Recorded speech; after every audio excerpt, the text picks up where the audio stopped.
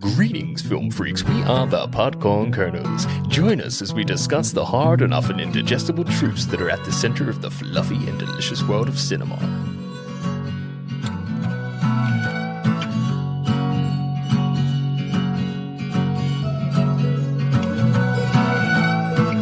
What's poppin', people? Welcome to the Podcorn Kernels podcast. My name is Adam, and joining me in your earholes is Harry.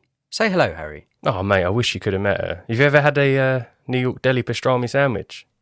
On today's episode, we will be talking about Nope. This is a 2022 film directed by Jordan Peele and stars Daniel Kaluuya, KK Palmer, and Stephen Yeun. IMDb describes the synopsis as follows. The residents of a lonely gulch in inland California bear witness to an uncanny and chilling discovery. Here is an original song to support the synopsis. Gulch! Yeah. Gulch! Don't look up if you want to survive. You can't deny what is hidden in the sky. You can't look away, try as you might, from the things that stray into your side. Behind the cloud lies a thread so engaging. Don't look in the eyes of beasts with raging. Beasts with raging. Beasts with raging. So engaging. Of beasts with raging. Don't look up if you want to survive. This episode was requested by Dylan at Real Arrogant Reviews on Instagram. Thanks for listening, Dylan. If you are a listener that would like us to cover a film you love, loathe, or love to loathe, please do get in touch. Let's start with some facts about the film. Jordan Peele cites King Kong, Jurassic Park, Close Encounters of the Third Kind, Signs, and The Wizard of Oz as influences for the film. He considers these films as examples of addiction to spectacle, a major theme in the film. Why didn't he include Jaws in that? You see influences of Jaws? Oh, huge. You know when the banner keeps hanging out of this alien's arse? Yeah. It's akin to the oxygen bottle that's in the shark's mouth in the last act of the film, isn't it? Mm. Because it's the thing that ends up killing it, Yeah. as little as it may be. That little bottle stuck in the mouth, this bunting was hanging out its arse, and it was what was making it sick. Couldn't digest it. Yeah, and Jaws is so similar to Jaws. Jaws is all spectacle. People can't look away from looking at William Kittner get torn up. Yeah. And it's even got a Spielbergian sort of sound to it. Yeah, it did. He just didn't want to give the kudos to the Spielbergian. He didn't. No? No, he didn't. Well, Jurassic Park's done by Spielberg, so is Close Encounters of the Third Kind, isn't it? Yeah, but, I like drama. I like to cause fights. Yeah, and you're good at it as well. Out of those films, Boy. which one would you say is the most influential? I'd probably say King Kong. Yeah? Yeah, because it's a singular entity. It's one large monster. Man versus Beast, right? Yeah, and the spectacle is that he gets locked up, that he becomes something that they can prod and poke and look at Yeah, for a weekend fancy, even though it suffers daily. yeah, they're trying to exploit this unknown thing for money, for financial gain. Yes, Yeah. I'd say King Kong out of all of them, for me. Yeah. See, for me, it would be Signs for the simple pure boy fact it's an alien.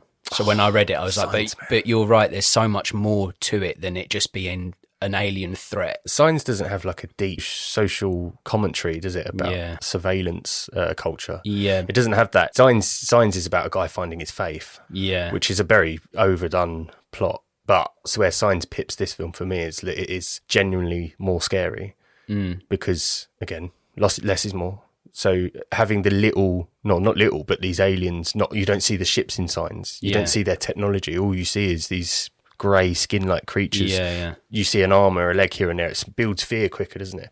With this thing, once you start seeing it, it's like a huge jellyfish carrier bag. Yeah. I'm like, what that? Yeah. What that? That's exactly it, yeah. It does lessen when you actually see the beast itself, doesn't it? But this film obviously speaks to more, doesn't it? Yeah, I mean, with every Peele film, Yeah. there's more to it. There's subtext. There's loads to read into. Which is fun because it's layered. You can watch it more than once in that regard. Yeah, definitely. Second fact, when OJ and Emerald are being retold of the 1998 incident where a chimpanzee actor of a well-loved sitcom brutally attacked and killed 2 of its co-stars, Travis. OJ says that incident is part of the reason animal trainers are forbidden to train with chimpanzees nowadays. He is likely referencing the incident in 2009 involving another chimpanzee actor named Travis, who mauled and disfigured a friend of his owners before being shot to death by police. So you knew this? Have you ever heard the phone call? No, Yeah. when I saw that fact, I was shocked that something like that happened. Yeah. A rogue chimp. Yeah, there used to be a program called like When Predators Attack or something, and I remember watching that one. The owner of the chimpanzee runs into her car and phones the police, and all you hear is he's eating her face.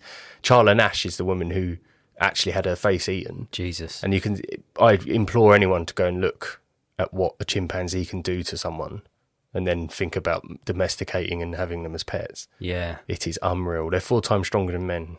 Really? 4 times. That's a madness. And they cannibalise their own dudes. They They murder and cannibalise their own kind. They eat selves. They even eat their own babies. What? Yeah, like the fastest takeaway on Earth. So you telling me the cool dudes from PG Tips, Yeah. Johnny Vegas's mates? Yeah. I love chimps. Well, it's like teddy bears, you know, the illusion that they're cuddly, furry things, but deep down it ate Timothy Treadwell while he was still alive. Yeah. Oh, he's a big bear. Yeah. So moral of the story, I think, in this whole film is don't exploit things that shouldn't be exploited. Don't fuck with wild animals. That's that whole sequence, even though they go flash back to it a few times, I found terrifying. Yeah, me too, man. It's so horrible, like, because you know it can happen. It has happened. Yeah. That Charla Nash woman, it happened to her. She went round there apparently because the owner said, I can't get him out the car. He's broke into a car or something. And she went round there and she picked up his St. Elmo doll, his favourite doll, and she dyed her hair a different colour, so he didn't recognise her. And all he saw was she had something of his. So he went ape shit. Oi! Yeah, man. Fucking hell. The photos are shocking. And then when you see, obviously, in this film, in the flashbacks through Stephen Ewan's character, you see it doing the double-fisted hitting. Yeah, see, that when I saw that, I was like, okay, I believe that to be normal chimpanzee behaviour. The eating of the face. Yeah, that's true. Yeah. I can't believe that, because they're not carnivores, are they? They eat meat. Do they? Yeah. Yeah, they do. They eat little monkeys. Yeah. Well, they of course they can get a bloodlust. They eat grass roots and all of the normal vegetation that you'll get in the forest floor. I mean, bananas and stuff. They'll eat that, but they can get a bloodlust. They'll eat little monkeys. You literally bonobos or whatever. You literally just told me they were cannibals. Then I acted surprised that they eat meat.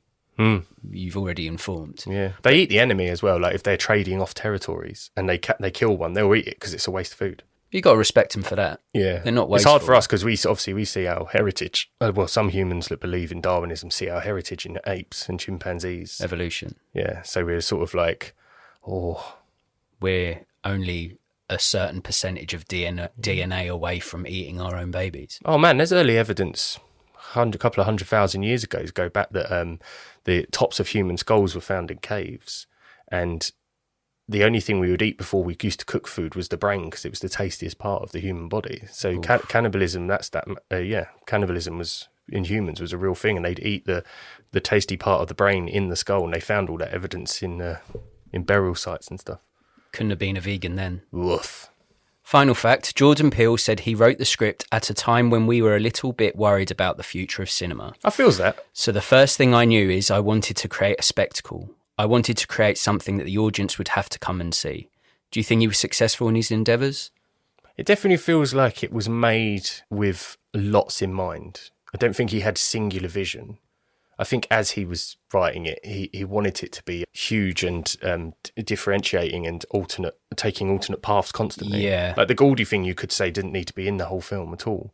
But when you see it's foreshadowing the predator itself later in the film, so the way the ape moves around the set after it's killed, the ship moves the same. Yeah. It stalks from cloud to cloud, then stops and looks and observes, and you see and they're both sort of animals trying to tame a wild animal. Exactly that. So yeah. I got the Goldie thing. At first I thought, why do we keep going back to this? Yeah, it's exploitation. Then later I saw it was like a form of foreshadowing, and also, like just driving the message home about caged animals and stuff. Yeah. It's a form of servitude, isn't it? And slavery, again, that probably goes back to the race talk. Yeah. It's certainly filled with deeper meanings. Yeah, definitely. There's loads of it. And I think, like you said earlier, I've seen the film a few times now. The more you watch it, the more little subtle things you see and pick up on. And I think you're right. There is an argument to be had that he maybe tries to do too much. He tries maybe to put in too much subplot, too much subtext. Yeah. Maybe 1 or 2 would have worked better than like 4 or 5, because there's stuff in there about like... Felt that way. Like social media and obsession with like... Phones. Yeah, like technology, you know, being interesting to others, like making money, exploiting things. Like, why are you not getting your phone out? Yeah. Yeah. Yeah, he definitely, you can tell he wanted to like just put a firecracker up cinema's arse during COVID because it's so colourful. The scenes towards the end, especially when they've set this assault course, I didn't really understand the science behind that. Why did an electric bike just stop? Because they had car batteries lifting up them inflatable men thing. When Beastie McTavish is flying over stuff, it stops electricity, doesn't it? And I think when he was driving away, that's where Matey Boy was hovering in the sky. So that when he approached it, that's what wiped out his bike because it gets rid of all electricity. Oh, okay. Right. I think. Anyway. Yeah, that makes sense. That makes sense. That's why they're using car batteries to keep them things inflated. Yeah. Okay, I understand now. Yeah. Yeah. To look at, I didn't recall the trailer not including all of the great parts in the film, which I like. Yes. I think that's kind of cool. That's not one of my likes, but it's just come to the top of my head. Okay. The trailer was actually the trailer hid a lot from what you actually see in the film. Like, I don't remember the Goldie part being in the trailer. I don't remember all them inflatable floaty McFloaty boys. Yeah, but it had it was spectacle's the right word, and he keeps driving that home about that, doesn't he? Spectacle. Yeah. He's big on it. Yeah. So that was off the top of your head. Like, what more thought out likes do you have for me? Well, we almost argued about this, but I just have a few likes that I wanted to bang in because they deserve a little shout. But I don't think they warrant a huge convo. But I'll let you decide that, actually, because that'd be interesting if any of them do spike your fancy. Cactus flavoured slush puppy, Mr. Ice. How can I sup upon the teat of that ingenious beverage? It pairs perfectly with the agua dolce landscape. I mean, just quickly, I would like to try this drink. Did you see it? I didn't. Oh my God. So, you know, Ewan is setting up a human buffet for the carrier bag jellyfish. There's a slush puppy machine, or what the Yanks would call a Mr. Ice, and you've got a cactus flavour on the left, then a watermelon, then another flavour, and then another cactus one. I thought, cactus flavoured slush pup? I'd try that. Aloe vera or something? Yeah. Yeah, so that was a short like. I thought, goes well with that whole desert vibe. I thought, I can smell it, I can taste it. I'd like to try that. Have you had rose water?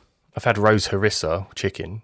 Rose in drink form is delicious. So I'll try cactus, yeah. Oh, schnook okay, pook. Next little like. Realistic digestive system. Let's not talk Latin. That giant carrier bag toilet seat UFO thing ate some people and then shat it out about 5 hours after. Disturbingly, onto the area where it feeds. I would argue that Floaty McFloatface has got a form of IBS. Yeah. And I relate. You relate. I was like, that poor fucker.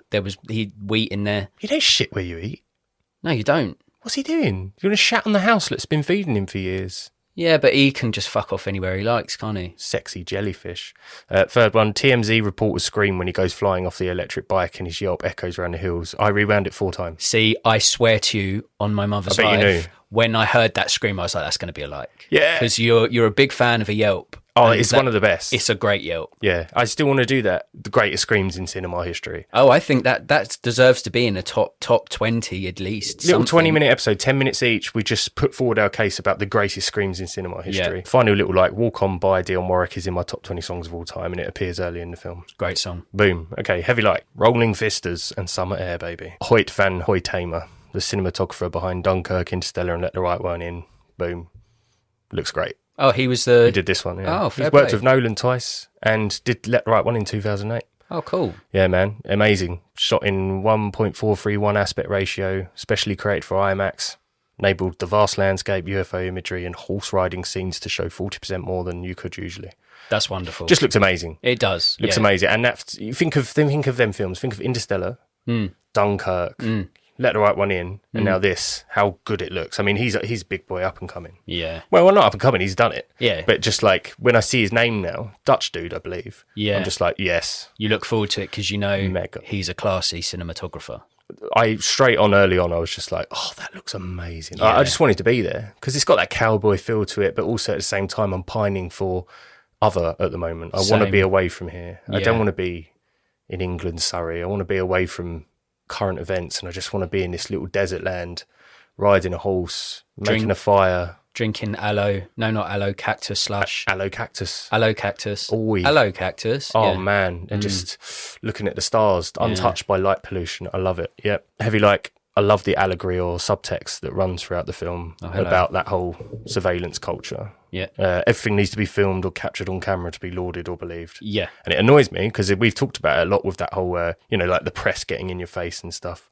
It's like when people witness a car crash or a mugging, they'd sooner film it than help. Yeah. And it's so weird. I remember being at college, and so I would have been 17, 16 years old, 2005, 6, something like that. And I remember there'd be a brutal beating up or a fight near a train station or something, and all the hoodlums would just pull out their phones, film it and laugh. Yeah, it's a madness, isn't it? While some kid's crying his eyes out because he's getting his shit kicked out of him. Yeah. And it just made me think of that. Yeah. And it just wound me up. That TMZ driver in this, when he's broke his legs and he's laying on the floor going, oh, help me, but could you take a photo first? Yeah, otherwise it didn't happen. Kind of makes me hate myself because sometimes when I get a bit Dutch courage, even I like to be a bit of a spectacle. I like to film myself doing a song or doing a sketch or doing something funny to try and get likes and for people to say, oh, you could have been a great actor. Hey, there's talent there though, mate. So you deserve to be seen, yeah? So don't put yourself down in front of me, all right? Because I won't have it. I will jump on that like though if you'll allow it. Yeah. And I'd say my favourite thing about the film is the deeper meanings. Like all three of Peele's pictures, there is plenty of subtext to explore. And I think Nope speaks to humanity's obsession with spectacle and our inability to look away from things that are awful or troubling. So basically what you said. And for me, the film is an analogy of exploitation and focuses on how we, as a species, will do anything we can to make money out of things that are different and the things that pique our curiosity. The don't look in its eyes message is a metaphor suggesting that we should be more considerate consumers. And maybe I am reaching a little, but that's just how I read it. So like we've both touched on, it's a Peele film, so there's going to be lots to pick apart. There's going to be lots of deeper meanings. It's not just an alien flick where there's an otherworldly beastly being a menace for the sake of being a menace. There's more to it than that. Yeah. And I, for one, I enjoy that. I think it's good. And the more you watch it, the more you take from it. So, and I'm a big fan of that sort of cinema. I loved that whole don't look, because the look thing, it sort of speaks to that whole you're being greedy for your own self-satisfaction or sort of lurid curiosities. So if you look, you're in trouble. Yeah. Because it's almost like a religious Ten Commandment. It's almost like you're serving your own self gratification for the weird, for something suffering it, but your expense because you paid for a ticket to see it. Well, it's exactly that, isn't it? I think it's built into our DNA. You can't look away from things that are horrific. Yeah. And then when you seek them out, which is worse. Exactly. TMZ driver seeks it out. Exactly. And when we live in a society where you've got a recording device in your pocket, everybody does. Anything you see. Before it would be word of mouth, it's like, I saw this mad thing, you're just going to have to believe me. Now, 30, 40 people have got the same footage. Like you see at a stadium, an amazing gig. People aren't watching the gig. They're getting it on their phone so they can show people later. And the noise is awful. I've never understood it. I used to do it a few times. So when I thought, wow, I'm seeing Fleetwood Mac, the full lineup. This should not be happening. This is a band from the 70s. How is this possible? I'm filming it on my phone. I realised I'm not watching it. 2 hours goes by and I thought, I'm not watching it. I'm filming it on my phone. And then you listen back on the phone. It is the biggest piece of shit you've ever seen. All you can see is Stevie Nicks' arm just go up once and it looks like she's about to keel over. And then I was like, I've just wasted 2 hours watching one of the best bands ever. So. Yeah. I don't think that's your fault. I think that's just society being shit again. Yeah. Got any more likes or shall I carry on? Actually, I covered the foreshadowing with the animal. And how it's like sort of pacing around the set was similar to how that carrier bag jellyfish thing sort of did the same around the Agua Dulce. Just sort of hid between clouds looking. And then if something made a noise, just like the monkey, something makes a noise, he's alert, he goes for it. Because the monkey, I shouldn't say monkey, the great ape, the chimpanzee, when the bloom pops, that's when it kicks off on set. Yeah, because it startles him. Yeah, so I think it's similar with this sexy jellyfish thing. Yeah. Horse neighs, it's on it. Yeah. which I think was really cool. Yeah, that's it, man. Oh, they're decent likes. I think I share all of them, even your little minor ones I liked as well, so thanks for that. Likes my Harry. Oh, yeah, very nice. The second thing I liked about it is obviously the man himself, Jordan Peele. I just like his vision and style, man. As I've said before, I'm not a horror fan, but I do enjoy his unique brand of thought-provoking storytelling. And I love that sort of deep undercurrent of humour that runs in all of his films. I don't know about you, but I thought Nope had great suspense building, offers a new spin on aliens, and is an enjoyable 2 hours from a man who he's always willing to explore his own vision. Now, for me, out of these 3 films, Get Out is head and shoulders above the other 2. But there's still parts of this film, Nope, and Us, that I thought were very good, very interesting. And the sort of political subtext and the deeper meanings is stuff that I like to explore. I like to see, without someone telling me what they are, I like to see what I pick up from it. And I think he's very good at doing that. And I do believe the more films he does, the more experience he gains, I do think he'll get back onto Get Out's level and maybe even better. So I'm excited. I'd love to own his box set when he's on about his 8th. How cool it would be to just see like the variation in movies. Yeah, I agree in the sense it's not as good as Get Out. I think the main reason for that though is that no character in this is allowed or has enough time, or their character's just not written in a way where they could give us a great performance. Yeah, there's no real character in it. It's just like, wow, that's an amazing performance. Yeah. Get Out has that. Get Out has the real risk of almost, that sort of undercurrent of racism, slavery, and so the performance reflects that. Yeah. In this, it's an action horror movie, really. It sort of speaks back to some very old sort of fun horror films that used to happen where a bunch of kids make the last stand. It's got that feel to it. And you could argue in this film, the Jezebel jellyfish sauntering in the sky could be the main character. Sauntering. Yeah. Gets real dutty with its vibey sort of flowing movements. Yeah. Yeah. And it's always at humans, yeah?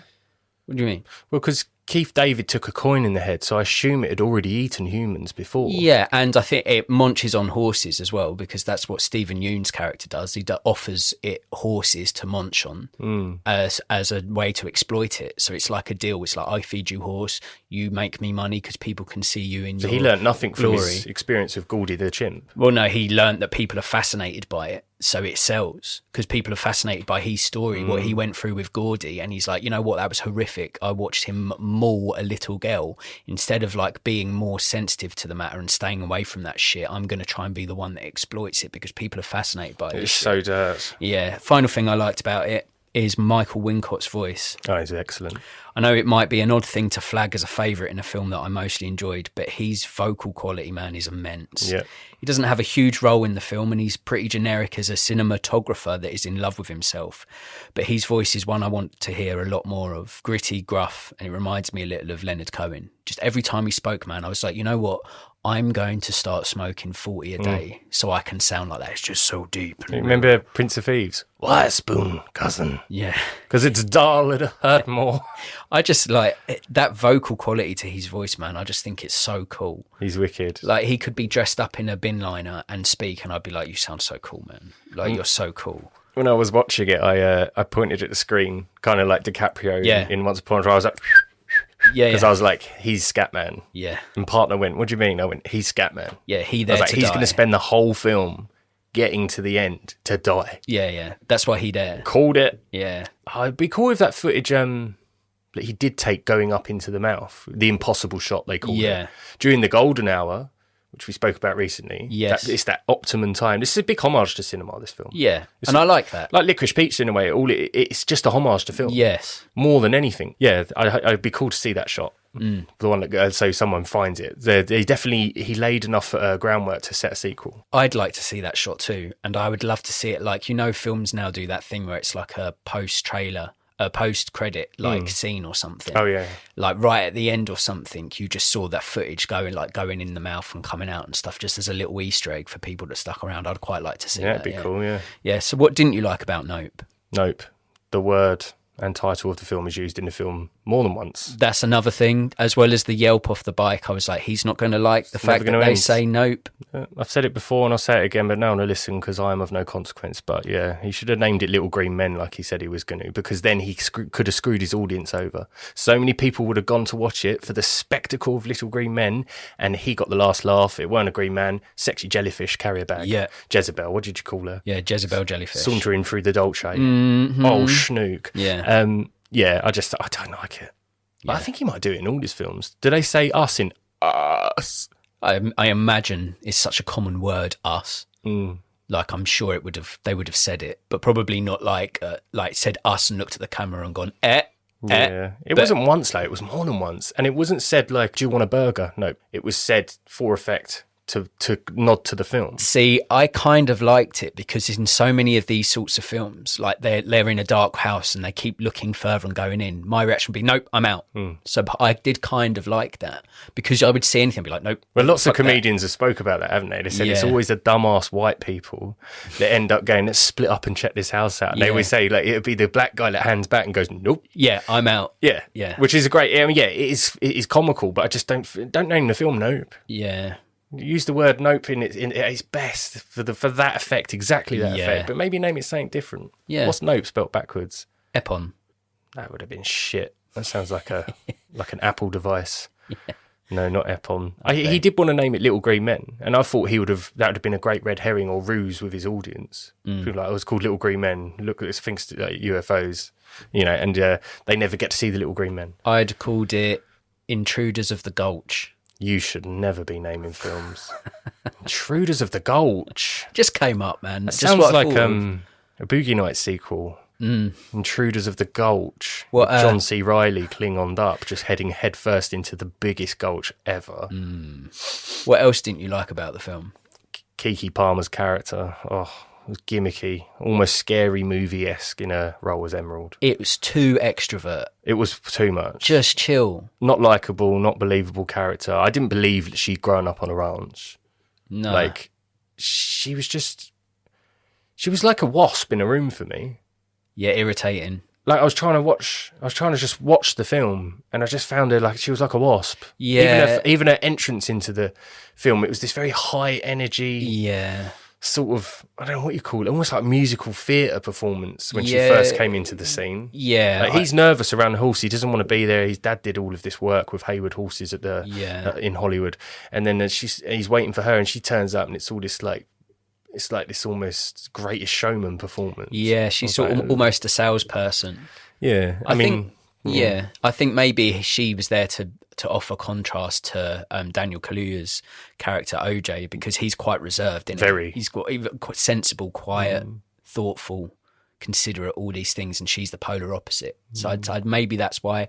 And listen, I don't think KK Palmer's a bad actor. No, I think it's the character. I tend to agree. As someone who's, I'd say, lean towards the sort of introverted side of the spectrum, someone that's that extrovert, I'm always a bit like, oh, can you tone it down a bit? It's a bit too much for my sensitive feelings. There was no character in this that I adored. There wasn't like one that I was just like, oh, mega. Not even Jezebel Jellyfish? No. Or Pereira. Is it Pereira? Blake Pereira?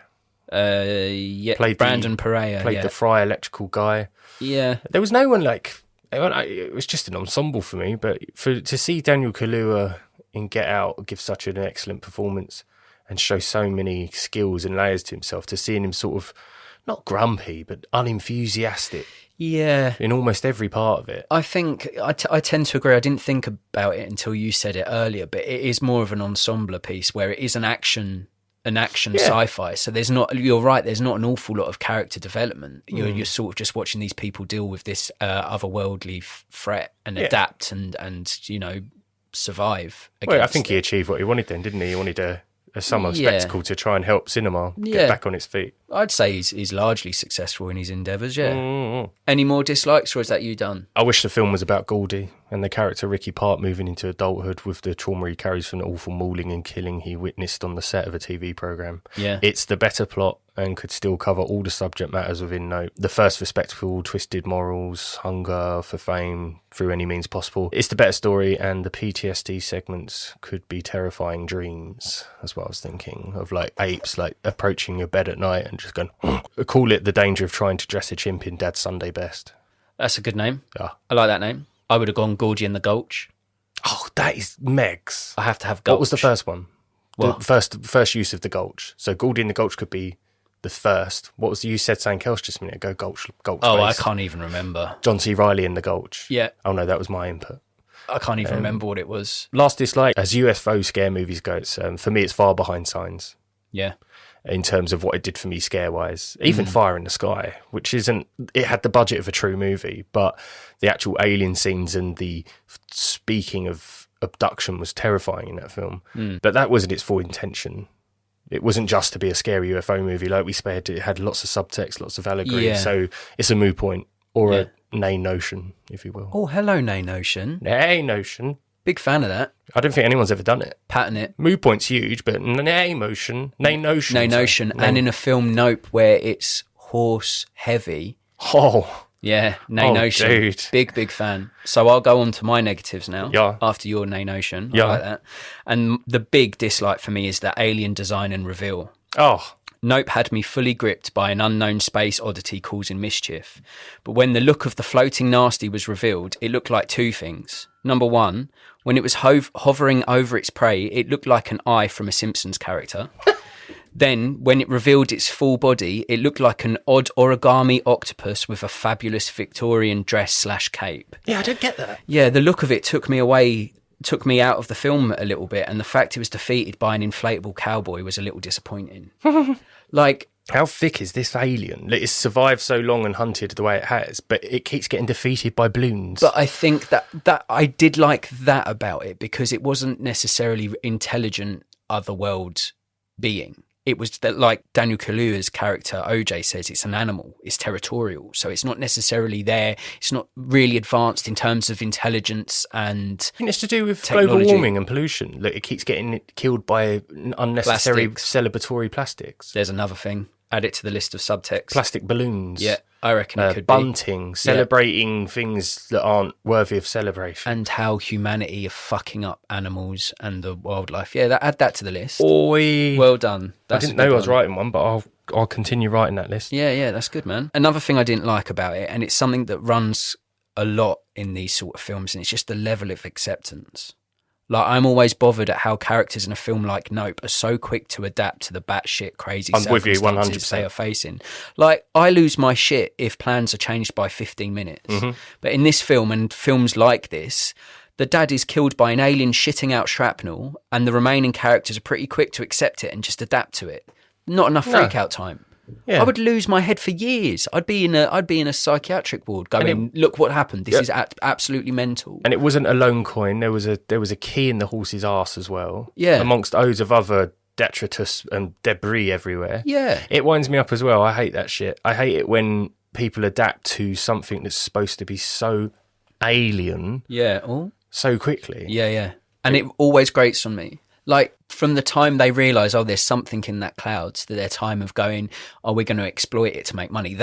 Yes, that would happen. But then them realising its weaknesses and then deciding to go and fight it. It was like, I know this is a film that's 2 hours, so you can't have it an 8-hour film of them freaking out, because that would be madness. Yeah, of course. But I always with these sorts of films, they just sort of like, oh God, this terrible thing that we could never imagine happening is happening. How do we stop it? And it's like, roll up your sleeves up, get the shotgun, turn the oven on. Insert signs. You don't need 2 hours of someone losing their shit because they've seen an alien or a ghost.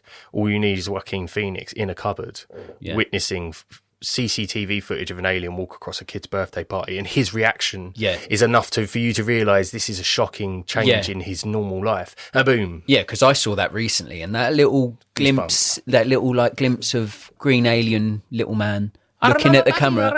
Yeah, I saw it, and it shit me up as well. I joined Joaquin on that one. I was like, oh God, no. His reaction's exceptional. Yeah. Man. Jumps off his chair, holds his mouth, but he has to look. Yeah. Again, like, no, spectacle. That's the thing, man. Yeah. No. And my final thing I didn't like about it is horses.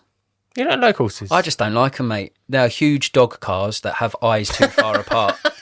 Dog cars. Yeah, their eyes. Cars. Dog cars. Their eyes are too far apart, and I was bit by one when I was younger, and I've never trusted them ever since. Dude, their eyes aren't far apart. They're on the other sides of their head. They can't go further apart. That troubles me. I just don't like them, mate. That's so they can protect themselves in the wild. I don't need to know. I don't care if their reasoning. One bit me once, and ever since I've had beef with it. I prefer horses to humans. That's a for showsals. If Well- I could do a Pootie cast with a horse, it would be excellent. Well, it wouldn't. Do you know what I'd call it? Nay negatives. No, I'd call it Nation. Not bad, but a little bit hurt that you'd rather do a podcast with a horse than me. Anyway, I got some questions. Oh, I got some questions if you're interested. yeah. Yeah? Do you believe aliens or other beings exist in outer space? No.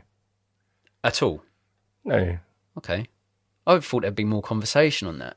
I think with how the universe is constantly expanding, it expands quicker than our technology can catch up with trying to explore the universe. And so the Schrodinger cat thing, we can never find out if they exist because we don't have the means to prove it. So it will never be fact or science. It will be theory. And we can't see anything in our observable universe. But then the sheer scale of it. Oh, yeah. You can throw in probabilities Yeah. and theories. Like, so if you threw in, was it the Drake equation? I don't know what Drake is other than Drake that equations where Canadian rapper. they looked at where we sit in the galaxy and what made our planet habitable for alien life. Okay. So they look at that, and then they look at what planets aren't inhabitable. They look at what suns how close a sun needs to be to a planet. How many planets are there in our universe? How many stars are there? You can do some maths and then turn around and say there's potentially 200,000 Earths in our universe. Yeah. Yeah, so the potential for life, and then you've got to look at, well, what made life, and then you break it down, and so alien could just be that there's a Roman Empire on a planet that we'll never reach, millions of miles away, millions of light years away. See, I just have a far more simple Answer. yeah, just yes. Yeah. Because it's just so big, innit? It's just bare big, this universe and shit. Other universes, it's just like, imagine the arrogance to think that we're it. We're the pinnacle of creation. That's not arrogance. That should be taken as fear. That should be taken as, oh God, we will never be here again. Yeah. This is our this is our only planet we will ever be able to live on. Once this planet goes, we're gone. We might be an archive for some alien that sets down on Earth in 2080 when there's a statue of Sam Smith taking over the world instead of a Statue of Liberty. It's just Sam Smith there with his hand up in the air, Yeah. Rolling out of his bikini. Their bikini. Accurate. Yeah. Second question. In Nope, there is a menace monkey called Gordy that I found myself more than a little troubled by. Oh. Is there something or someone on screen that has bothered you but maybe shouldn't have? What, in the film? Any film. Something, Gordy should bother you. That's terrifying. Yeah. That's not an abnormal thing to be scared by. No, but I was actually checking my bedroom for a Gordy. Oh, facehuggers in Aliens. But that one's... They're huge spiders. Oh, yeah. They're hand spiders. Yeah, with a tail. Yeah, and they can hide. They're mischievous, and they're huge, and they're shell-like. It's like a crab hand thing. But I'd say that is... You're meant to be scared. And I think you're right. You're probably meant to be scared by Gordy. But I think I was a bit too much frightened by Gordy. Well, it's terrifying, though, because he has that scene where he Jonathan Deme's towards the camera. That was like, oh, I don't like that. Yeah. But then he does the Caesar hand offering. Yeah, because Stephen Yen's character, Ricky, when he was a kid, was always obviously sweet to Gordy, so he had no beef with him. So he was just like, oh, I learnt this little fist bump with you, you're my dude. Yeah. And then, the one that I thought of was Sad. Black Phillip. Like, Yes. I know when you sort of learn more about Black Phillip from The Witch, you learn that he's probably an evil entity and stuff like that. But even before you start to think that he's dodgy, that goat bothered me. And that goat still bothers me. Something about goats, man. Like you said, rectangular eyes. Yeah. It's offsetting from the minute you see it. Yeah. Final question. Would you rather be abducted by aliens or kidnapped by humans? Abducted by aliens. Yeah, 100%. In a heartbeat. At least it's interesting, new experience. Yeah, and you don't know New what... experience. I've been kidnapped by. No one would believe you. No. But the thing is, we know humans. We know what they're about. And if they don't get what they want from the kidnapping, you're done for. The aliens, Exactly. you might be their favourite new toy. You might be a prized possession. You might be like a pet that they treat so well, and your life with the alien abductees is much better than our existence down here. Probe me until all I can say is yes. Yes. Probe me till I no longer fight it. What would you rate Nope out of 10? 7. Ooh, okay. It was 6 for a good part of the film, but then I found myself enjoying it a bit more as it unfolded. Yeah. As I got past the grating of Kiki, is it Kiki's character? KK, I believe. Yeah, Emerald Hayward, Yeah. and other the Pereira guy, Brandon Pereira, yeah, Angel Torres. The character's Angel Torres. Yeah. Dude, if I went to PC World and paid for some installation, and that dude was in my house every day for like a week, I'd be locked in the toilet phoning the police. Yeah, I have yeah. been infiltrated. My house has been. There's a nut job here. Yeah, I'd be like, there's a slutty jellyfish thing in the sky that's bothering me. But this man that's an employee at your establishment has moved into my house. Yeah. I am more concerned by this. He's the alien. He's the UFO. He's infiltrated the defences. Yeah. Yeah. Well, I'm surprised actually because I thought you'd go lower than me, but I've gone lower than you, but only by a little bit, and I'd give it a 6.5. Oh, I almost did that. Yeah, I'll be honest, I was flirting between a 6.5 and a 7, but those things that did bother me, the horses, You can't dislike horses. No, I know, I'm joking. But the reveal of the actual beast itself, I was a bit like, Simpson Eye, origami. No, I didn't I would really. have preferred aliens. Yeah, didn't. So for that reason, it was slightly less. So that gives Nope a total score of 13.5 out of 20. If you like your alien films to be original, odd, and octopus shaped, or if you have ever wanted to see a maniac monkey massacre a miner, then Nope could be a film for you. Consider watching this one if you enjoyed Get Out, Us, and Signs. That was horrible. Should we play a game? Yeah.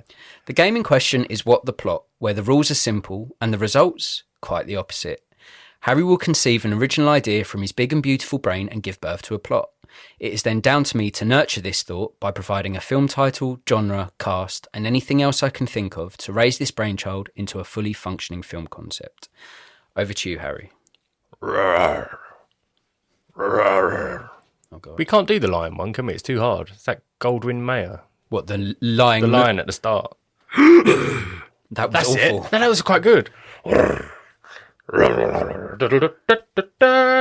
that's TriStar. Oh, I'm getting them confused. Okay. I just thought I'd give you a little moment while you prepared your pens and stuff. Oh, that's nice, man. Thank you. I appreciate it. Right. Old grandmother begins to flirt with the idea of killing her whole family at an upcoming Sunday dinner by poisoning the turkey with death cap mushroom gravy. Could be undiagnosed dementia, schizophrenia, or something more possession-based. But it starts with her biscuit tin, which started talking to her, which she has called Sir Crunch.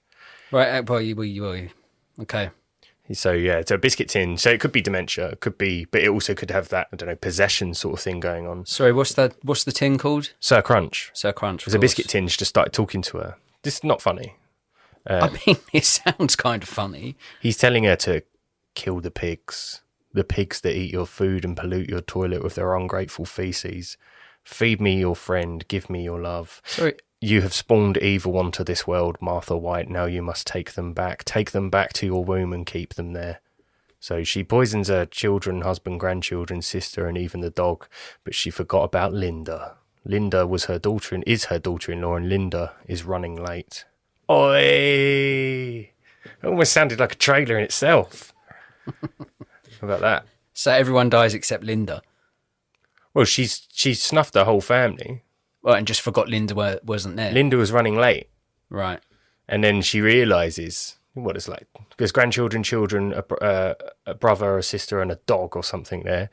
And they're all there, and she's like in an animal state, like, she's killed her whole family. Yeah. Sir Crunch is like, yeah. And then she realises Linda's going to get there. It's going to be a war. Them two are going to fight. She's going to get there. She's going to hide the bodies or try to hide the bodies, or Linda's going to walk in and see the carnage. And then the last act, this will be the last act. Then she will be trying to kill, they'd be trying to kill each other. It'd be a fight. It'd be kind of like the end of Shining.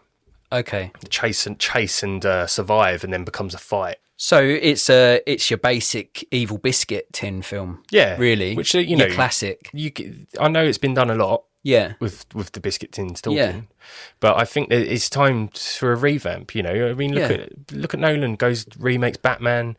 When was the last time we had a decent biscuit murder film? Exactly. Yeah. Exactly. So this old grandmother, she's by all extensive purposes just a lovely family woman. Normally, no, normally she's lovely. Well, she has been. She grew a huge family and stuff, but she started. So has the family started to see that she's taken a bit of turn, like, and they sort of start to question it, or is it complete surprise that they go round there? I'd say they are concerned, and her way to prove to them that she's fine is, well, I'm going to make us a huge roast turkey Sunday meal. Let's all be together. Okay, and they're all like, oh, maybe she's okay. Yeah. And it's the and what does them in is this menacing mushroom, Death Cap, Amanita. Yeah. So the name of it was in the news recently that a woman used it in a gravy and fed it to her kids for a beef Wellington, and her husband, not knowing apparently, I don't trust her. Australia as well. That's an Australian true story. Yeah, but it happens a lot. People eat the wrong mushrooms and die from it. But yeah, particularly that is the most deadliest mushroom on earth. Yeah. Next to fallen angel. Okay. All right. Yeah. See, I could quite easily turn that into a bit of a comedy. Like a house that Jack built. I don't want to be a comedy. No, it's not. No, you choose. I'm saying no. I see it as a straight up horror, because that idea There's of kids dying in it. Maybe it is like an analogy of dementia. Maybe she thinks the biscuit tin's telling her to go murder family, but maybe it's not. Maybe it's psychosis, or maybe the film makes you sort of question: is it the biscuit tin, or is she just gone a bit mad? Well, she feels the biscuit tin know. like she feels her family. Okay, and she has to fill empty spaces with things. So maybe one of the kids go to get a biscuit before dinner, and she goes absolutely mental, and that can be the first sign that this isn't Nana Martha White anymore. This is something's happening. Oh, you got it. You got the name. So nice. yeah, so I'd say straight up horror. And directing the film, I wouldn't go for your sort of someone that you associate with horror. I'd go with Ben Wheatley, largely because I've seen a lot of films of his recently. Filmed in England. Yeah, Kill List, Free Fire, Rebecca, and he's a really interesting British director that seems to be able to turn his hand to anything. You said he's different every time. Yeah, and that's what I love most about him, I think. I don't watch one of his films and be like, oh, that's very similar to his other film. Like, they're not all hits. Some of them are misses, I've got to be honest, but I do applaud and appreciate the fact that he tries something different. And so he's a British director, and in the role as Martha White, I'd have Judi Dench, because I think she's a great actor, and I couldn't think of anyone that would be British heavyweight. Yeah, British heavyweight. And passing into that sort of dementia zone. Exactly, yeah. And I just think I'd love to see her in this sort of like role where she's going a bit mad, where she's starting to get a little bit menacing with mushrooms, when she's getting a little bit risky with her biscuits. Frisky with her biscuit tin. Exactly, yeah. And as the voice of Sir Crunch. Oh, Sir Crunch has a voice. Yeah, he talks to her. Oh. But we only see it from her perspective. Okay. She's almost like, what do they call it? Unreliable narrator. Okay. So the kids would never hear him talk. Oh, well, whose voice would I see? Michael Wincott. Yep. Yeah, boom. Yeah. Because you said you love his voice so much. Yeah. That is perfect. And the fact that her biscuit tin is inexplainably American. Her biscuit tin? Yeah. Is inexplainably American. Yeah. So, and playing, I guess the only I wouldn't say he has an accent. I wouldn't say he is American or anything. Like, I think his voice American, is the same in he? Prince of Thieves. Why, spoon, cousin. He's in The Crow. Yeah, but he's not like, oh, hi, how are you doing? Yeah. Oh, yeah. Yeah. I like that as the biscuit tin. What's his name? The old biscuit tin? Sir Crunch. Sir Crunch, played by Michael Wincott.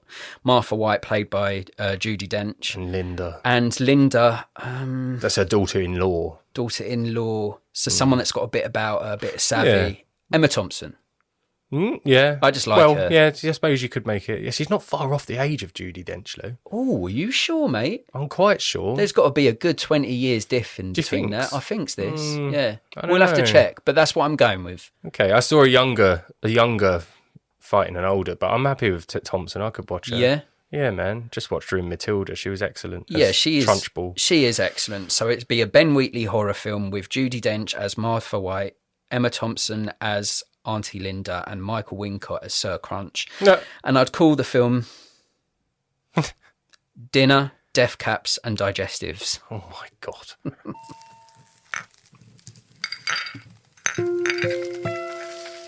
What have they done for you lately? They're my family and I love them. Yeah, but you're here on your own.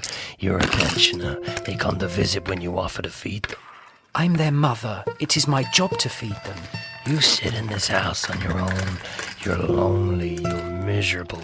You're an old woman, Martha. It's their job to look after you. Oh, yeah, well, you're a biscuit tin. Your job is to hold digestives. At least I keep you company. And why am I the enemy? I can see those mushrooms you picked. You know what they can do. You know what you have to do. Oh my God, what have you done?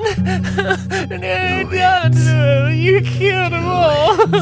Now, Linda, calm down, darling. What's wrong with you?